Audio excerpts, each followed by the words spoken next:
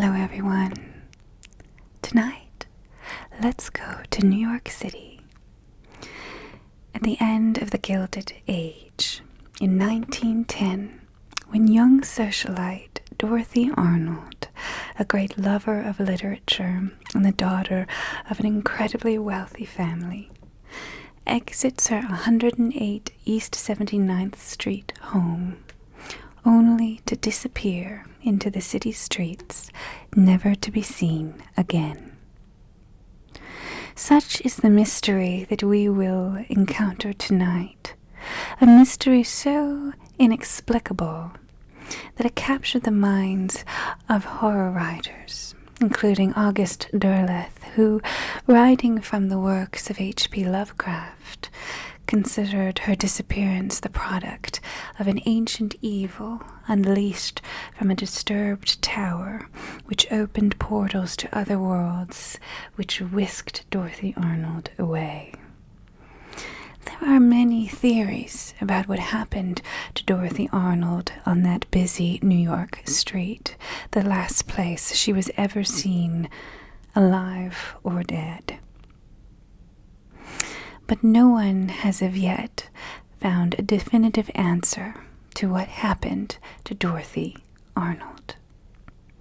Tonight we will discuss the circumstances of her case and think about what might have happened to this socialite who captured the minds of the United States throughout the 20th century, being to this day one of the most peculiar unsolved mysteries in our country.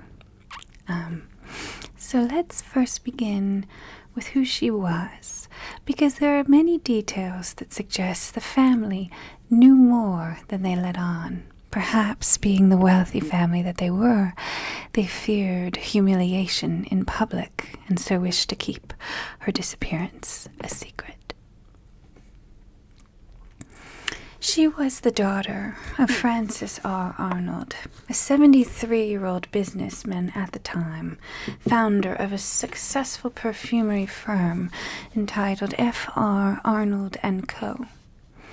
This perfumery firm made deals with other Russian perfumeries and European perfumeries, and made a great deal of money selling perfumes to women and all around New York City. Francis Arnold was in fact the son of Dan Hinckley Arnold, who was the president of the Mercantile National Bank. And so she came from a family that was a product of the Gilded Age. At the same time, she was a product of the social inequality of the time, very wealthy in a time where there was great inequality.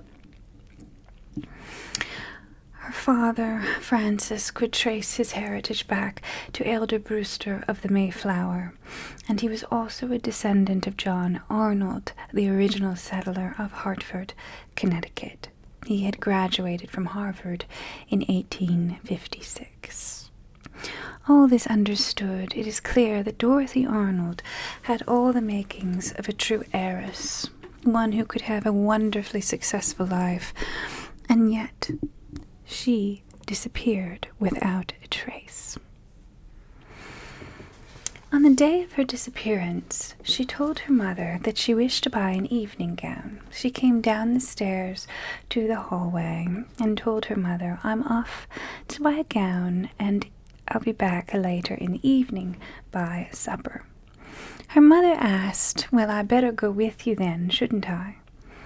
But Dorothy Arnold replied, "No, there's no need. If I see something I like, I'll phone you and let you know I'm going to buy it." She was dressed in a blue tailor-made suit.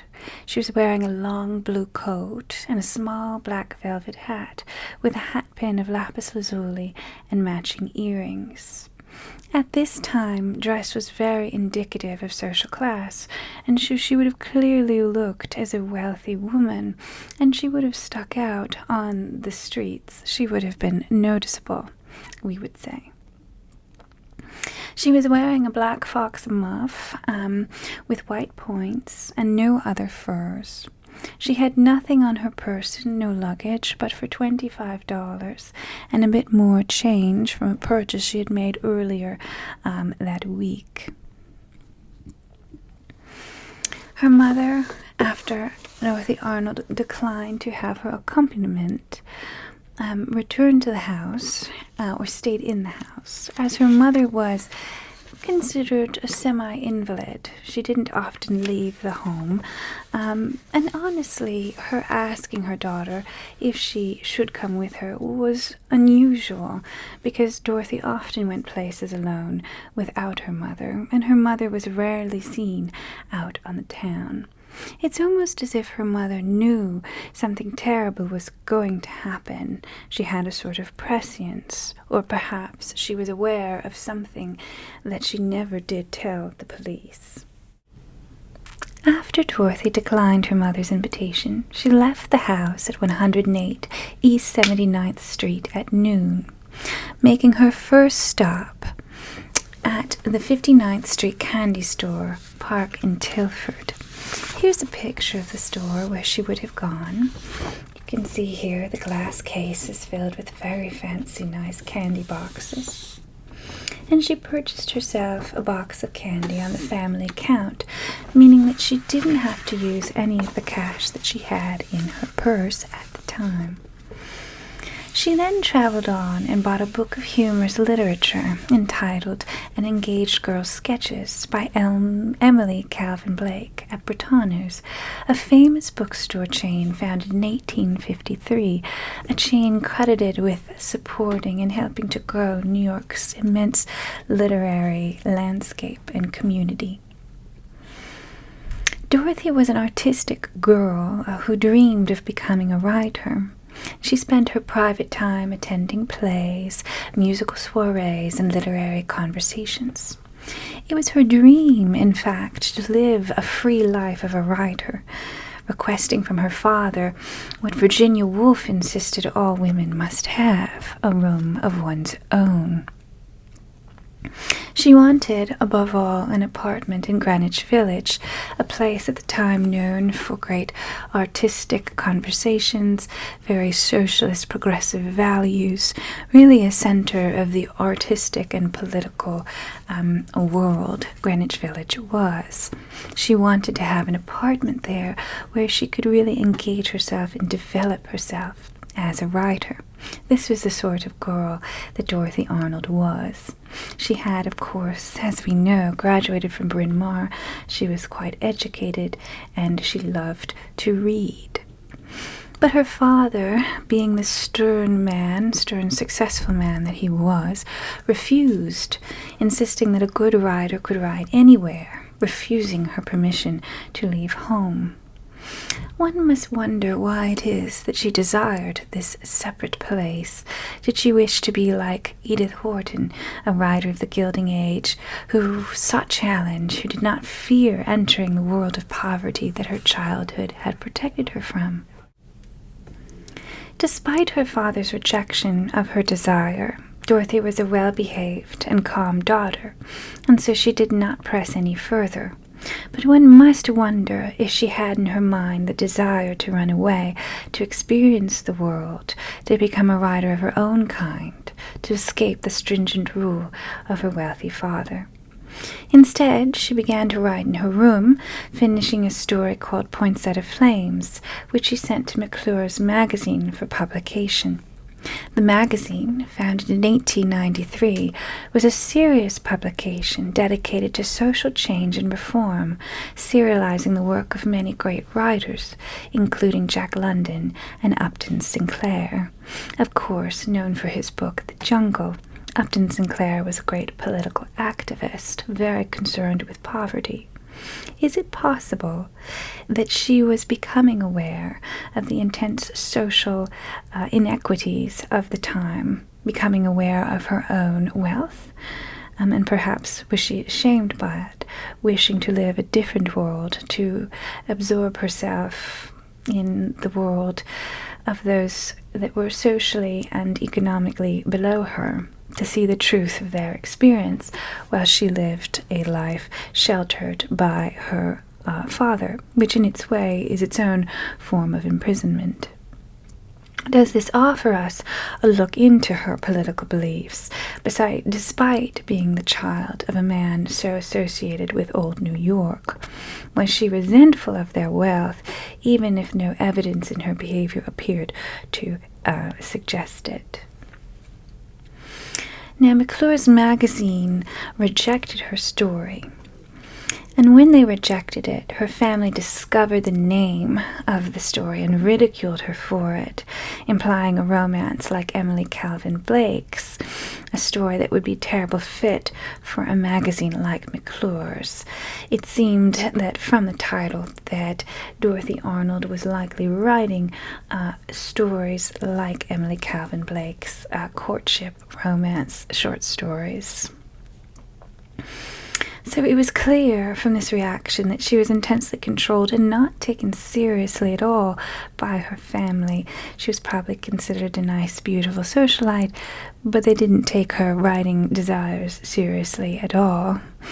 Despite this, she continued to write, sending out a second story not long after, entitled Lotus Leaves. Whether this was rejected or not by McClure's is not known. The book by Emily Calvin Blake and the titles of Dorothy Arnold's stories reveal a woman who was likely in love, or was thinking of what it meant to be in love, in a world where a woman of her status would be so defined by the marriage she made. She also, we must remember, has a mother who stays inside, who does not really have an identity of her own outside her marriage with her father, or a marriage with Frances Arnold, and does not even have a social life outside her husband, and does not seem to wish for one.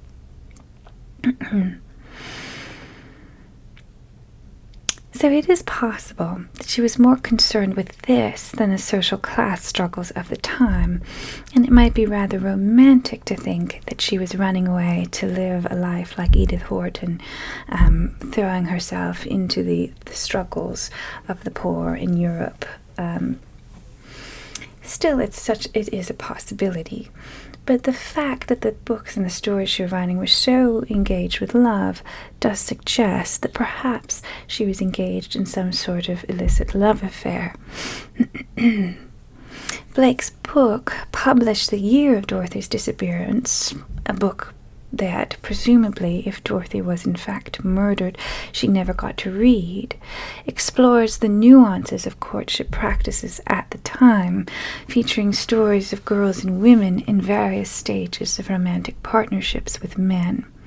It was a short story collection that offers a window into Dorothy's interests at the time, and also reveals a secret not to be uncovered until after her disappearance, a secret love affair.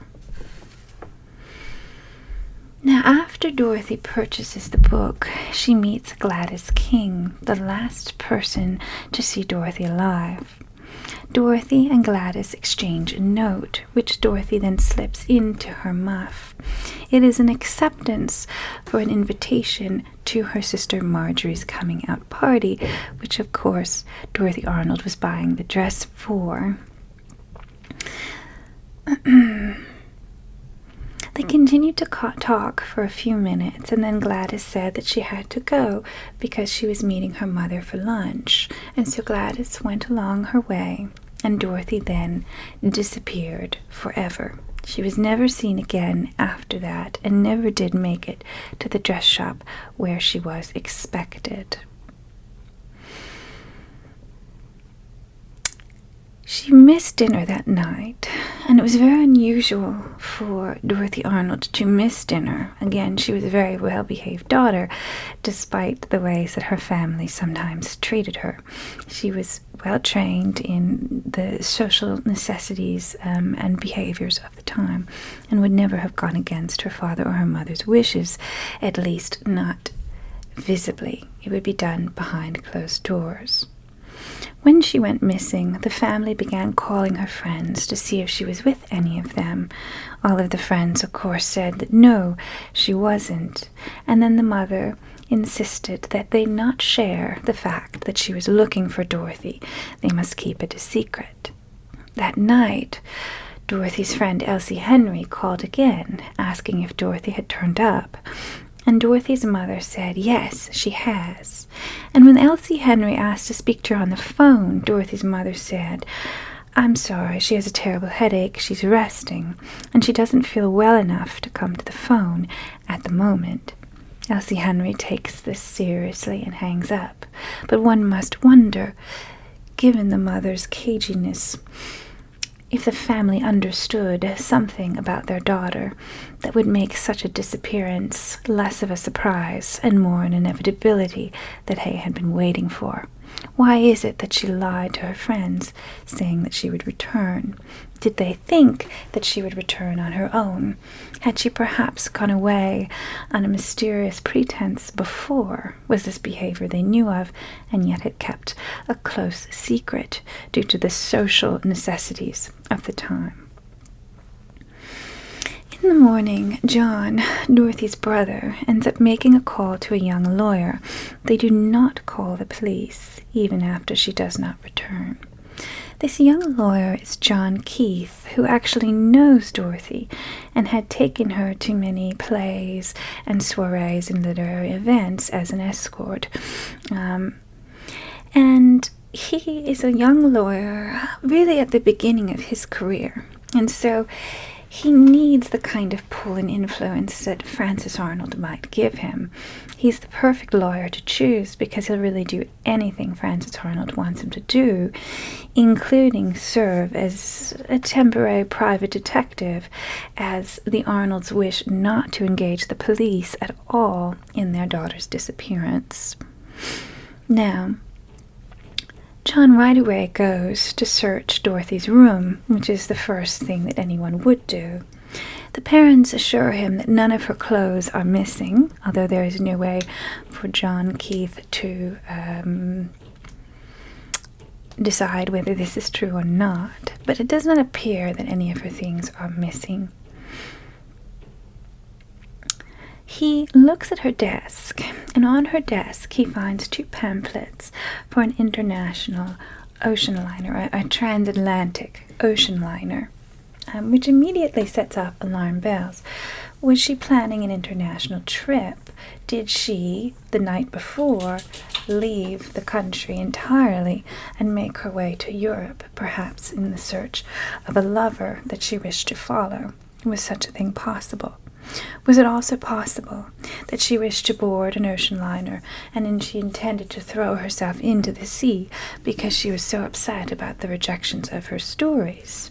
This is also possible, though more unlikely, considering that everyone described her as being a kind, happy, good-humored girl, one who had no interest in such an act. Then, in the desk were letters with international postage, which again suggested that she might be making a trip overseas against her parents' wishes. In addition, burned in the fireplace were papers, but no words could be made out. The father suggested that this was a copy of the rejected story, but there's no proof of this, and it certainly seems more likely that this might be associated with the international steamship pamphlets and also the international postage letters in her drawer.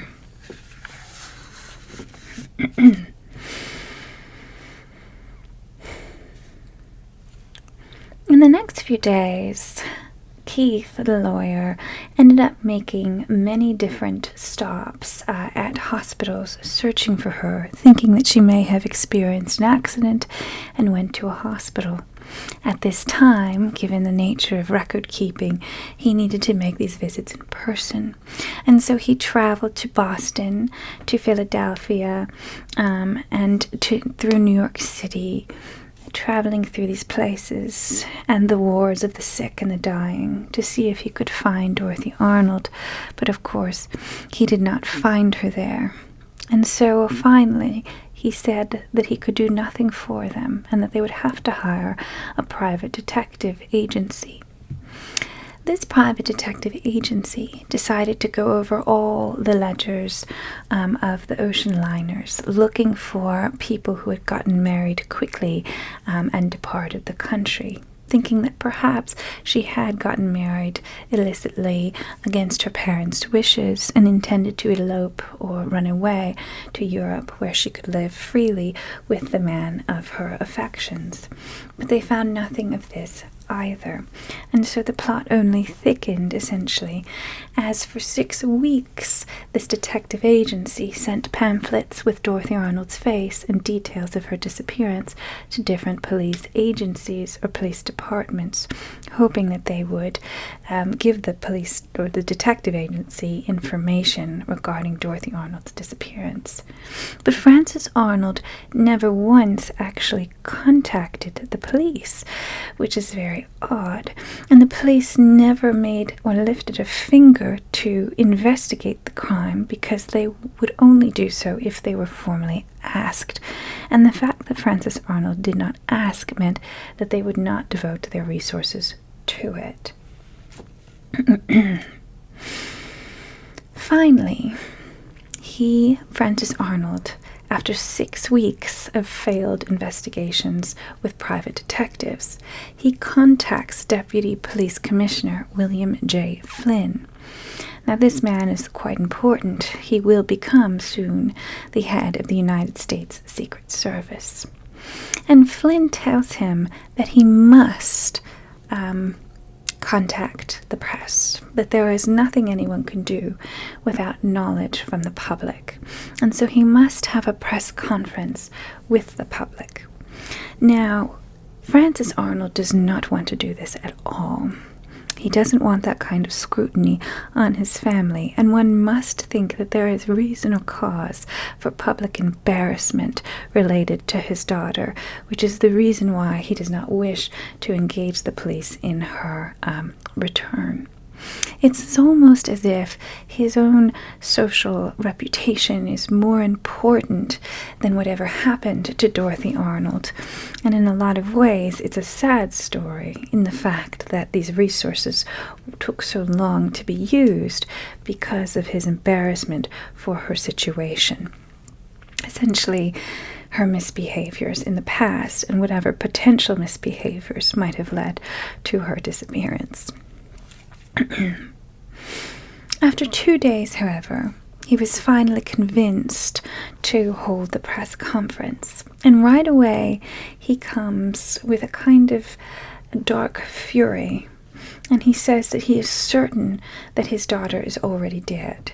He is certain that she has not survived. He is certain that she was murdered by some nefarious individual in Central Park, a place that he accuses the police of not fully patrolling, and that she was then tossed in the reservoir, and that was likely where she was. He was certain she was dead. And I think that he likely said this, hoping that the press would not ask the questions that he feared they would ask. And unfortunately, they did then ask the question, did she have any lovers? Was she allowed to have suitors? Because it was known publicly that Frances Arnold did not allow her to date men. And Frances Arnold was furious by this at the press conference, and he said, no, of course. This is what he says exactly. He says, it is not true that I objected to her having men call at the house. I would have been glad to see her associate more with young men than she did, especially some young men of brains and position. One whose profession or business would keep him occupied. I don't approve of young men who have nothing to do. Now, this reporter, though he inspired such rage from Frances Arnold, was of course onto something, as we know, because the private detective firm hired by Arnold had a similar suspicion and went so far as to check those marriage records on the international ships. But he insists that he was no such man. And yet we do see a kind of rage associated with her love life, one that probably comes from a history with his daughter. Now this brings us back to the final book that Dorothy Arnold purchased, the Book of Humorous Short Stories.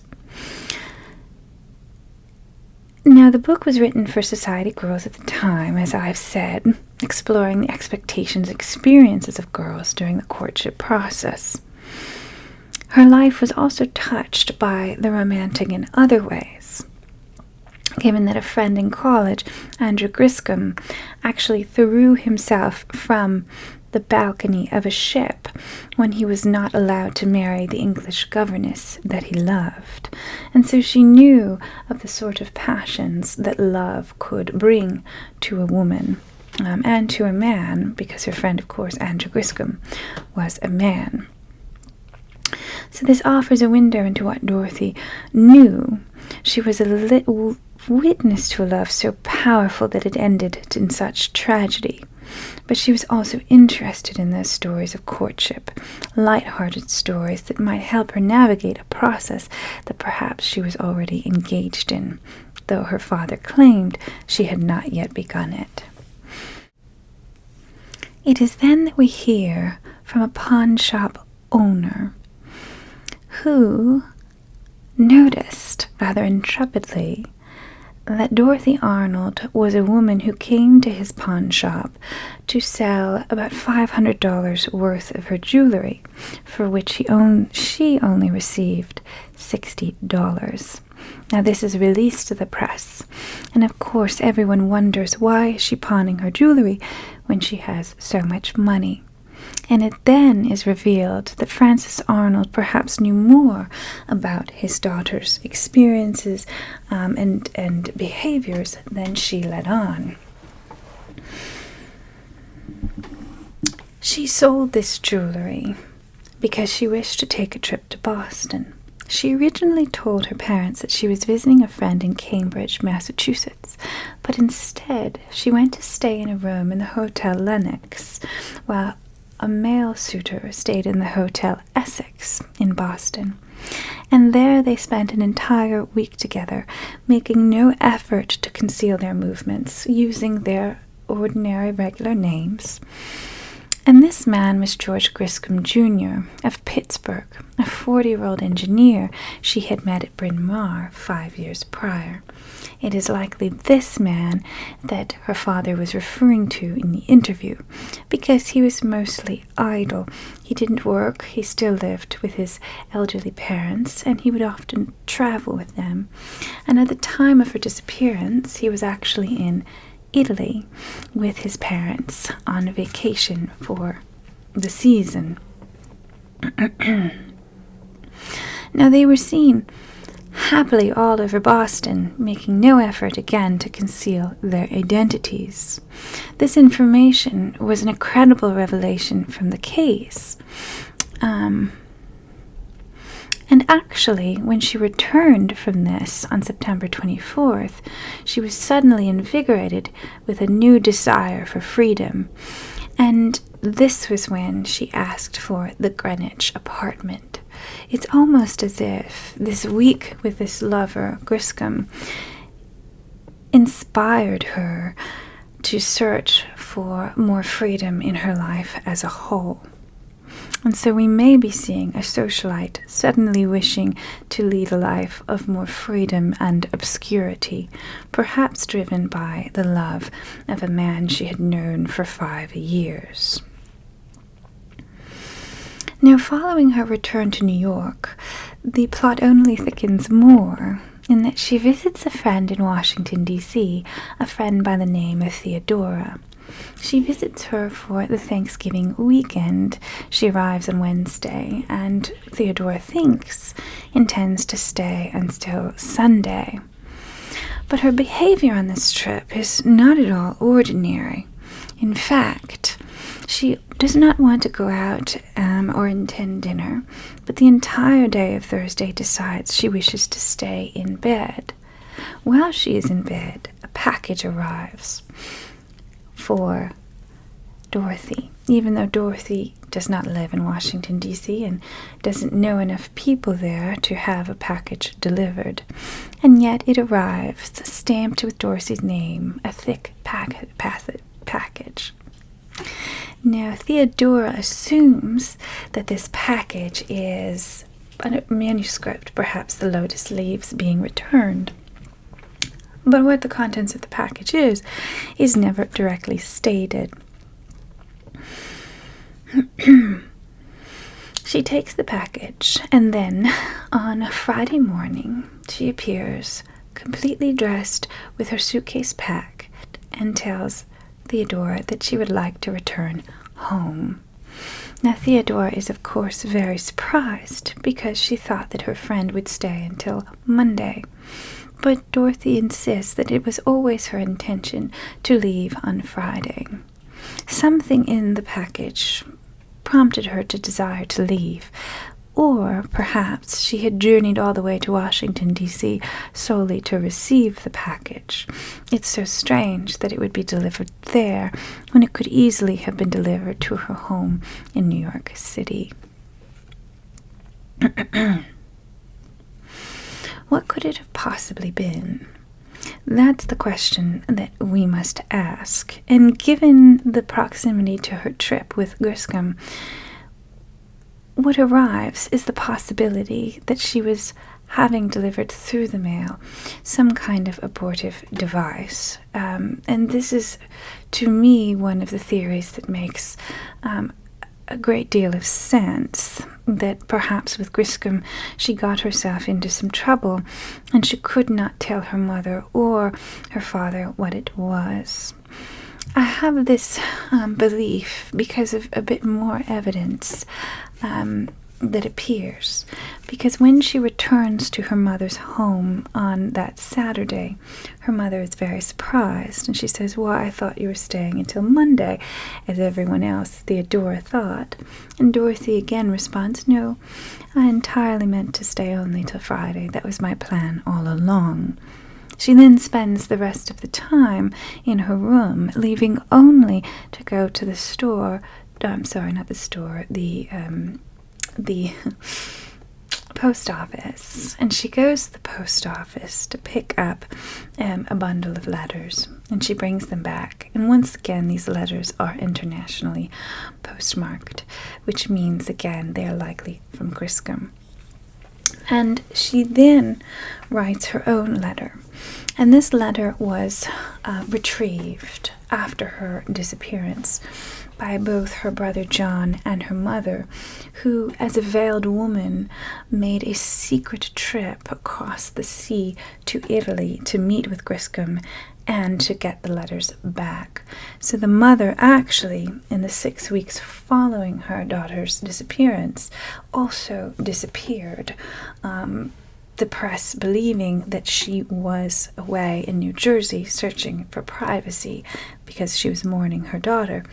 But in fact, she was traveling across the seas in disguise to meet with Griscom, to retrieve these letters that her daughter wrote him, and to search to see if their daughter was in fact in Europe at the time. And so she traveled the seas, this semi-invalid, with the sole intention of bringing her daughter home. The line is as follows. Let me find it. It says, "Well, it has come back. McClure's has turned me down. All I can see ahead is a long road with no turning. Mother will always think an accident happened." This to me is a very odd line. And judging from the date of the letter retrieved from Griscom in Italy, this was written at the time that she was home alone during the Thanksgiving weekend. Well, not home alone, but she was sequestered in her room during the Thanksgiving weekend. It does suggest that perhaps the package that arrived in Thanksgiving was her rejected manuscript. But there is no way to truly tell.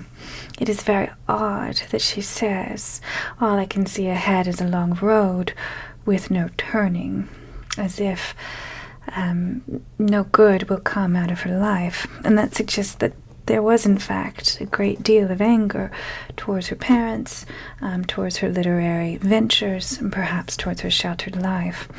It's also important to note how clear and honest she is with Griscom about her literary intentions. But it's the final line, "Mother will always think an accident has happened," that is so peculiar. For me, the word accident in this case implies that she intended something, intended to disappear herself, perhaps run away, or that there was an accident regarding a pregnancy. And this is certainly one theory relating to Dorothy Arnold's disappearance. It is possible that she died on an illegal abortionist's table, having been drawn into that underworld due to an unwanted pregnancy with Griscom. It's also possible that she attempted to run away or fully disappeared herself and connived to escape on her own, did so successfully, and never wished to return to the public eye.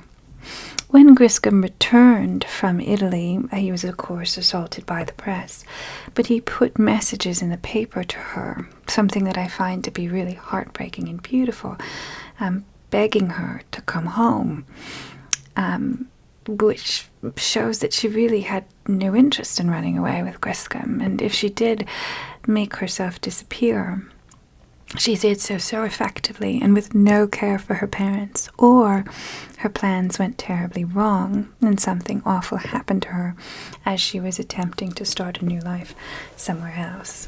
But she never responded to those ads that Griscom put in the paper. So again, we'll return to that package because it seems to be a key to what happened to her. That package that arrived in Washington, D.C. when she was at Theodore's house. And there are some that would say that what arrived in the package was either an abortive device of some kind or the directions and payment for a private illegal abortionist. Now, I'm going to go over a little bit, because I think it's important, of the history of abortive care or female maternal care in New York City at the time. I'm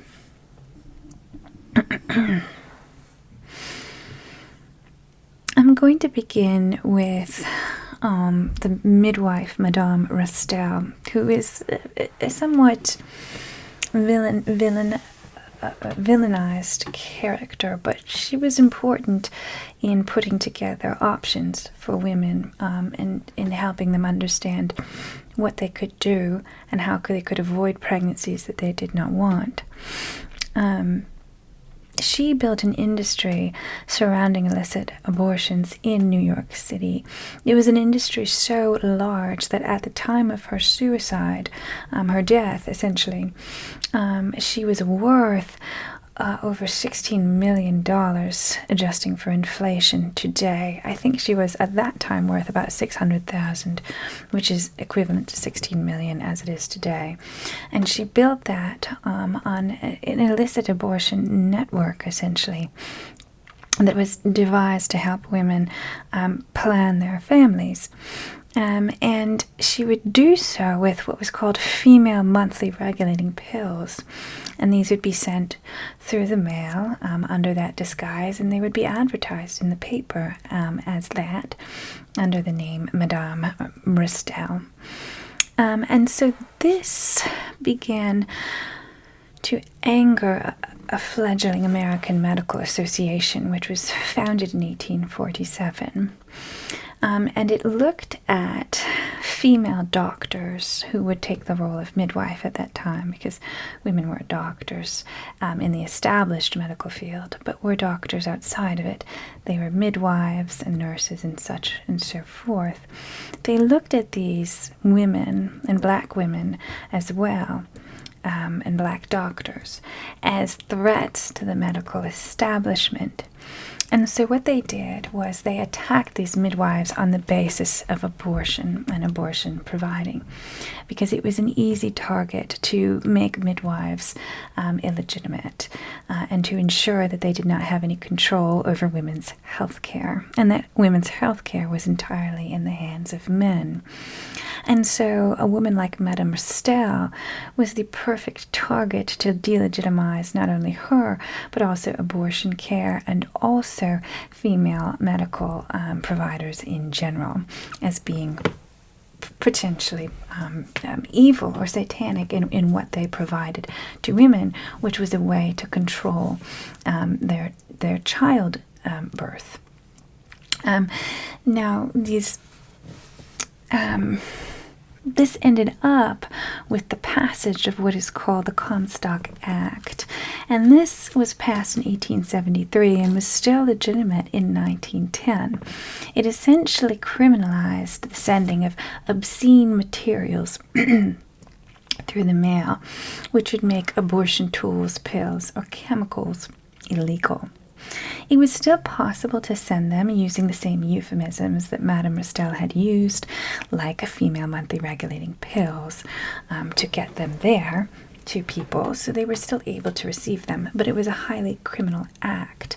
And it was the Comstock Act that actually brought the end of Madame Restell, and she ended up slitting her throat in a bathtub the day after she was arrested in order to avoid what she knew would be a lengthy prison sentence.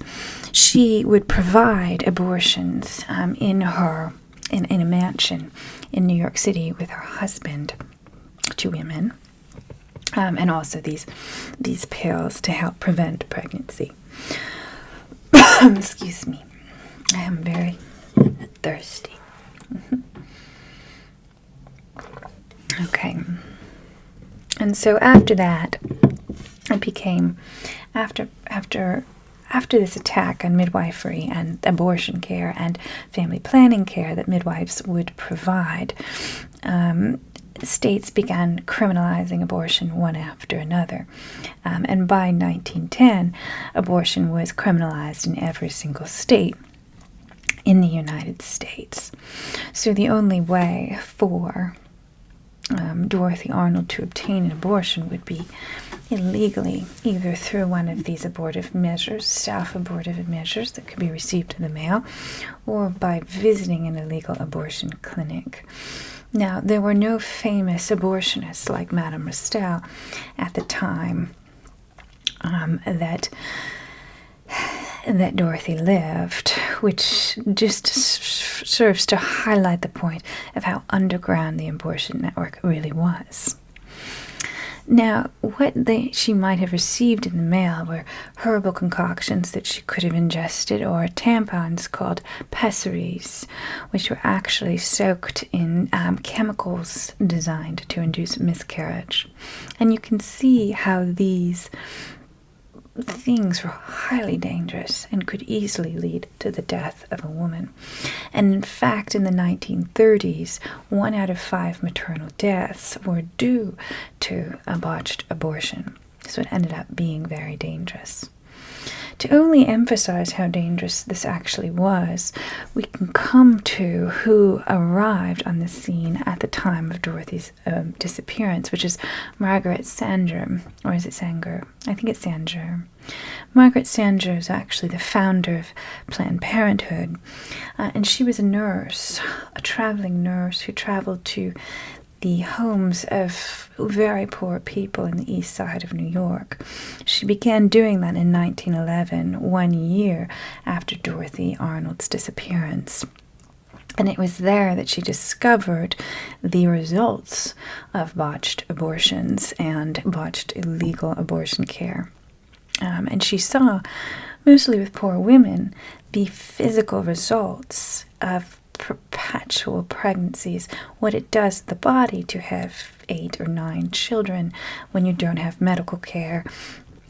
And when you're poor, you have no money, you can't feed your children, and you can't feed yourself.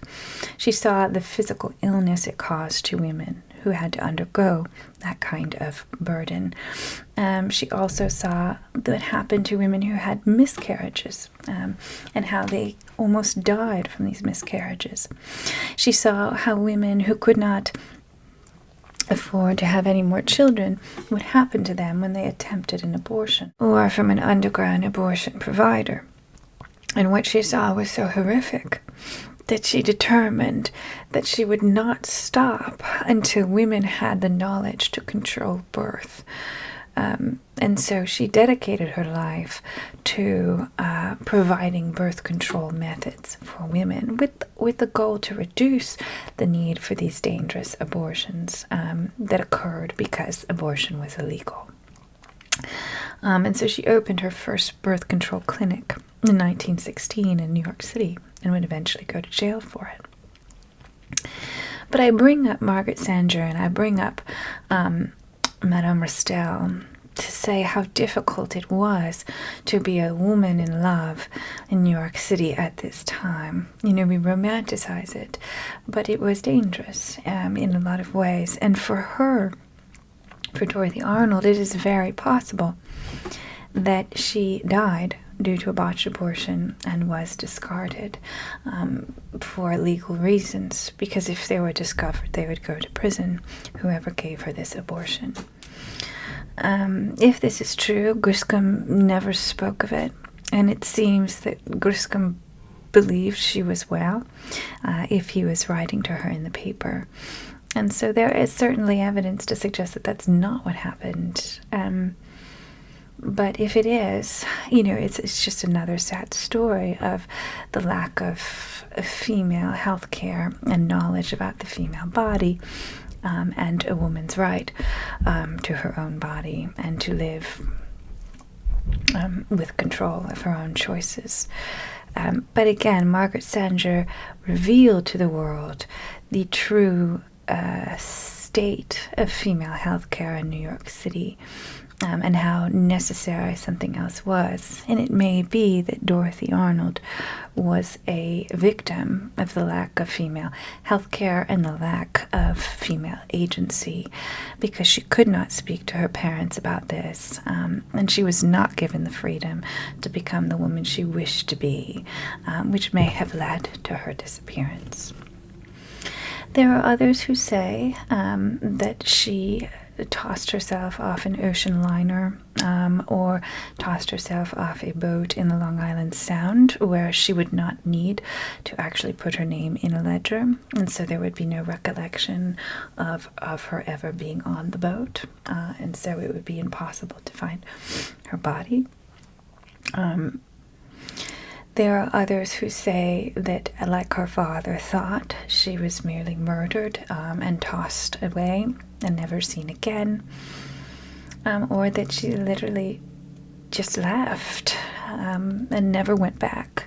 There are also some that think she may have had an accident and gave herself amnesia and literally just does not remember or did not remember who she was. But to this day, no one has determined what happened to her, and her body was never recovered.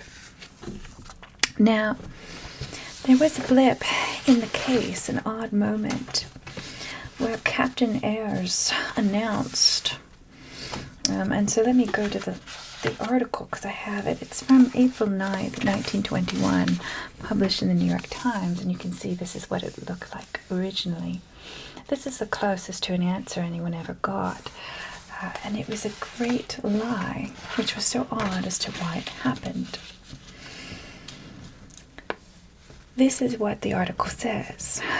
The fate of Dorothy Arnold, whose disappearance on December 12, 1910, provided one of the greatest mysteries of the last decade, has been known to the police department for many months, according to a statement made last night by Police Captain John H. Ayres, the head of the Bureau of Missing Persons.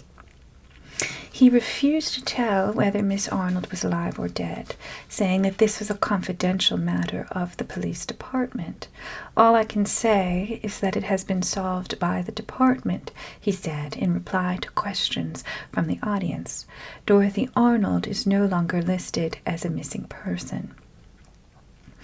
Now, John Keith, the attorney that we know, searched her room and who had taken her to plays, vehemently denied this and said that the family actually did not know what happened to her, and the police did not know what happened to her, and if they had, they certainly would have said something.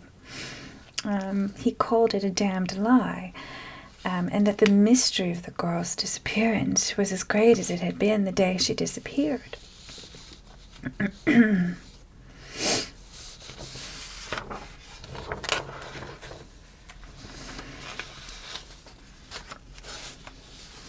And when he said, the journalist, of course, asked Captain Ayres to give more information, and this is what he said.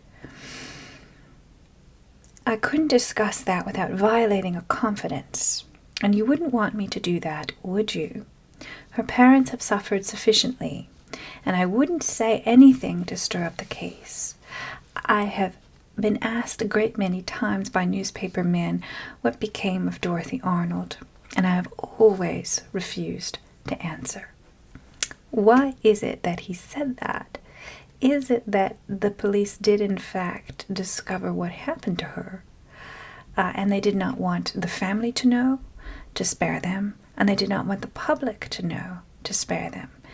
Who were they protecting, and why did Captain Ayres say this at this time? It's really one of the largest questions of this case, the fact that in 1921 the police department made a statement saying that it had been solved. This is what Mr. Keith said. It is a lie from start to finish, for if he has been quoted correctly, Captain Ayres seems to intimate that the mystery of Dorothy Arnold's disappearance has been solved, and that the family, for some reason, has kept the solution a secret.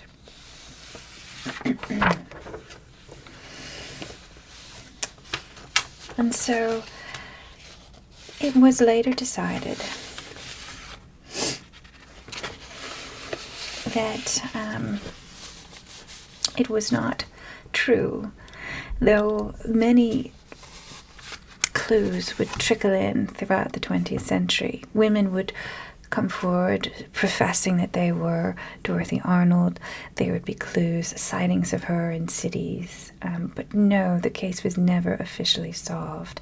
And if Captain Ayres believed that he had found the truth, he never shared it for reasons that we will never know. Did he merely misspeak? Did he wish to make it appear as if the police department had solved it in order to give them a good image? Who knows? But the case of Dorothy Arnold remains unsolved, and it is unlikely that it will ever find a solution. But it does offer us a very important, very wide window into the experience of a wealthy girl, a wealthy literary girl who had dreams for herself that were not admired by her family. And one who likely navigated the difficulty of being a young woman completely alone. And that no matter how much money she had, it could not protect her from the difficulties of being a woman in 1910 in New York City. The difficulties of being taken seriously, the difficulties of finding a partner who loved her, the difficulties of finding her own voice and her own independence. And so it's a bit of a different video today. I thought I would try, and I hope you enjoyed. And if you did, please subscribe. And I'll hope to have another one out soon. So thank you so much, and have a wonderful night. Bye-bye.